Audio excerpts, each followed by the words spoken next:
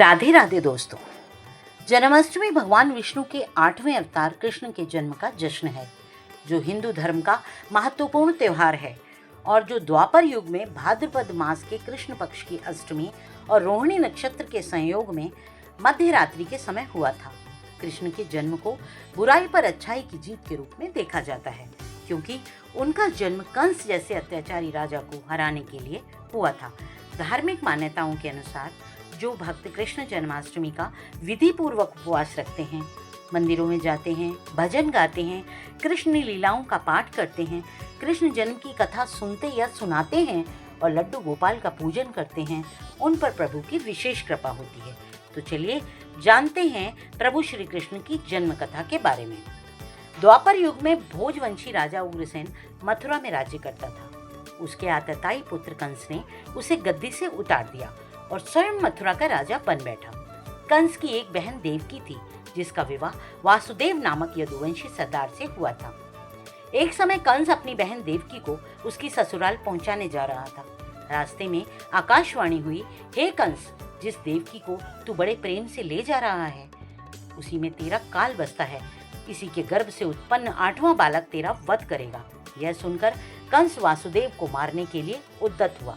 तब देवकी ने उससे विनय पूर्वक कहा, मेरे गर्भ से जो संतान होगी उसे मैं तुम्हारे सामने ला दूंगी। बहनोई को मारने से क्या लाभ है। कंस ने देवकी की बात मान ली और मथुरा वापस चला गया। उसने वासुदेव और देवकी को कारागृह में डाल दिया। वासुदेव देवकी के एक एक करके 7 बच्चे हुए और 7 बच्चों को जन्म लेते ही कंस ने मार दिया। अब 8वां बच्चा होने वाला था। कारागृह में उन पर कड़े पहरे बिठा दिए गए। उसी समय नंद की पत्नी यशोदा को भी बच्चा होने वाला था। तभी प्रभु ने वासुदेव देवकी के दुखी जीवन को देख 8वें बच्चे की रक्षा का उपाय रचा। जिस समय वासुदेव देवकी के पुत्र पैदा हुआ, उसी समय संयोग से यशोदा के गर्भ से एक कन्या का जन्म हुआ, जो कुछ और नहीं सिर्फ माया थी। जिस कोठरी में देवकी वासुदेव कैद थे, उसमें अचानक प्रकाश हुआ और उनके सामने शंख चक्र गदा पद्म धारण किए हुए चतुर्भुज भगवान प्रकट हुए। दोनों भगवान के चरणों में गिर पड़े। तब भगवान ने उनसे कहा, अब मैं पुनः नवजात शिशु का रूप धारण कर लेता हूँ। तुम मुझे इसी समय अपने मित्र नंद जी के घर वृंदावन में भेजो और उनके यहाँ जो कन्या जन्मी है उसे लाकर कंस के हवाले कर दो। इस समय वातावरण अनुकूल नहीं है, फिर भी तुम चिंता न करो। जागते हुए पहरेदार सो जाएंगे, कारागृह के फाटक अपने आप खुल जाएंगे और उफनती अथाह यमुना तुमको पार जाने का मार्ग दे देगी। उसी समय वासुदेव नवजात शिशु रूप श्री कृष्ण को सूप में रखकर कारागृह से निकल पड़े और अथाह यमुना को पार कर नंद जी के घर पहुंचे। वहां उन्होंने नवजात शिशु को यशोदा के साथ सुला दिया और कन्या को लेकर मथुरा आ गए। कारागृह के फाटक पूर्ववत बंद हो गए। अब कंस को सूचना मिली कि वासुदेव देवकी को बच्चा पैदा हुआ है।